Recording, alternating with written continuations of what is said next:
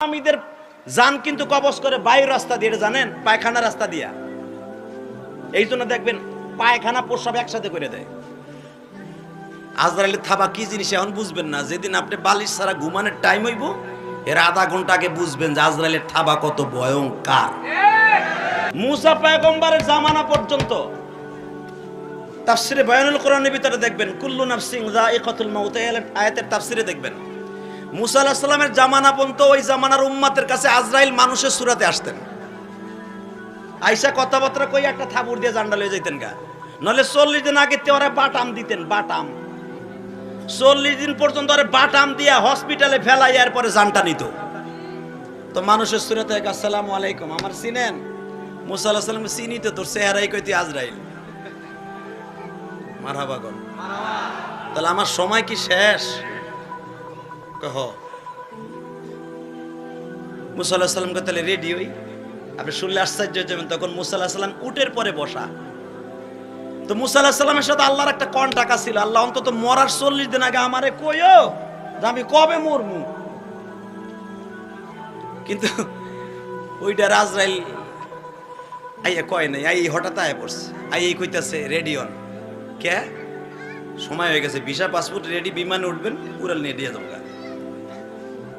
কিন্তু আল্লাহ আপনার একটা কথা কইছে কি, আপনি একদিন জিজ্ঞেসছিলেন 40 দিন আগে কর কথা, এটা কয় নাই আল্লাহ, এটা আপনার জন্য একটা সারপ্রাইজ। আল্লাহ কথা কইছে, কয় হ, কিন্তু আল্লাহ একটা কথা জিজ্ঞেস করছে, আপনার জানটা কোন জায়গা দিয়ে বাইর করলে আপনি কষ্ট কম পাবেন, এটা কোন? এখন চোখের পানি ফেলাই চান্দু যুবক মুসা আলাইহিস সালাম আজরাইল জিজ্ঞেস করে, আপনি বলেন কোন জায়গা দিয়ে আপনার জানটা আমি কবজ করব, আমি হাতে নিব, রুমাইলে করে নিয়ে যাবো আল্লাহর দপ্তরে।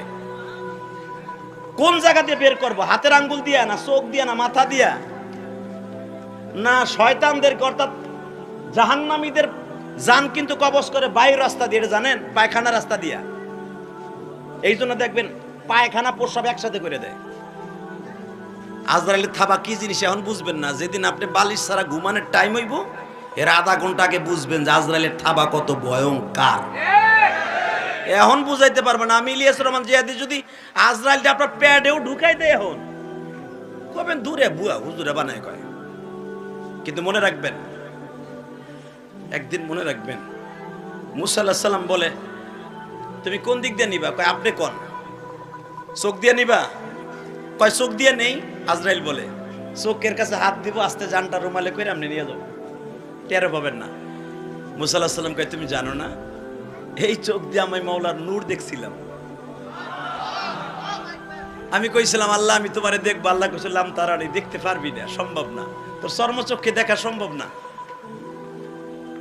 তারপরে কইছিলাম দেখবো, আল্লাহর নূরের তাজাল্লি দেখে আমি 40 দিন বেহুশ হয়েছিলাম। তুমি জানো না চোখ দিয়ে আল্লাহরে দেখছি, নূর দেখছি। তাহলে চোখ বাদ, তাহলে একটা কাজ করি, পাও দিয়ে নেই। কে তুমি জানো না? এই পাও দিয়া উঠে উঠে প্রতিদিন 10টার সময় আল্লাহর লগে 1-2 ঘন্টা কথা কই। তাহলে কান দিয়ে নেই, তুমি জানো না? তাওরাত কিতাব আমার জিবরাইল শোনায় দিছে।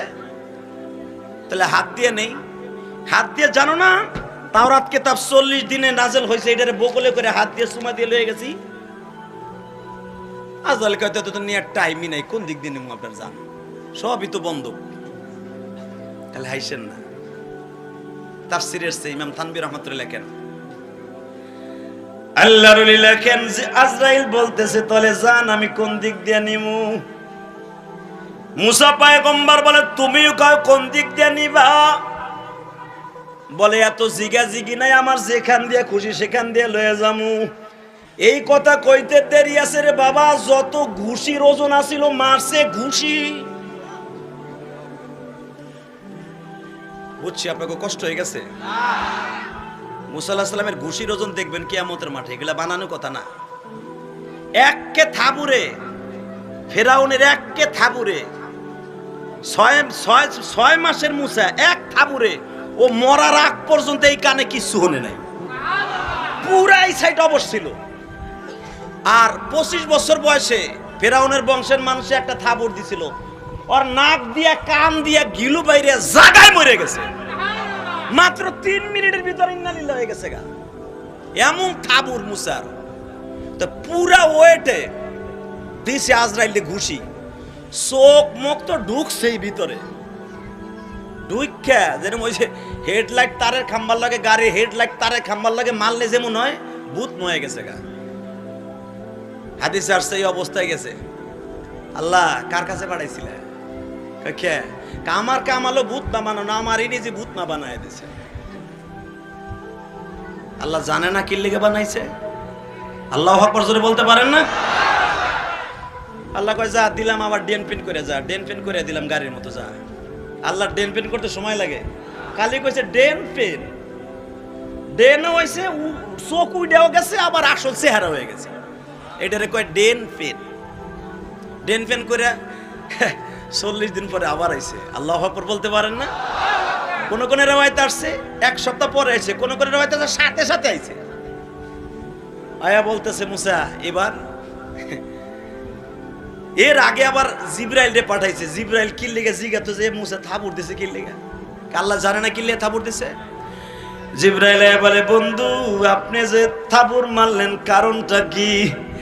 বলে ও জিবরাইল,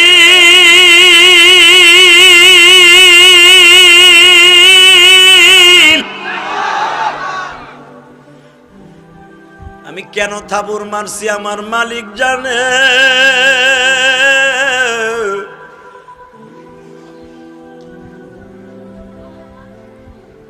ও আমার কাছে আসিয়া বলে আমি যেদিক দিয়ে মনে চাই সেদিক দিয়ে বাইর করব। ও কি জানে না আমার আল্লাহর দোহাই সারা দুনিয়ায় মুসারে কেউ দমাইতে পারে না। ও যদি একবার বলতো আমার মাওলাই বলছে যেখান দিয়ে পারো সেখান দিয়ে বের করে নিয়ে আস, আমি মুসা মাইনা নিতাম। ওর নিজের ইচ্ছায় যখন বলছে আমি যেখান দিয়ে খুশি সেখান দিয়ে বের করব, তখন আর আমি সহ্য করতে পারি নাই, মারিয়া দিছি। ও মুসা তাহলে একটা কথা বলি, তাহলে শুনেন কি আপনি কতদিন বাঁচতে চান? কয় কতদিন হায়াত দিবে আমার মাওলা। এবার 2 চোখের পানি দিয়া গভীর রাত্রে আমার আল্লাহর একটা ডাক দিও কেরানীগঞ্জের মুসলমান। আমি জানি নাই মা পীরে কার জানো জনম দুঃখিনী মা, কার জানো জনম দুঃখ মিয়া বাবা।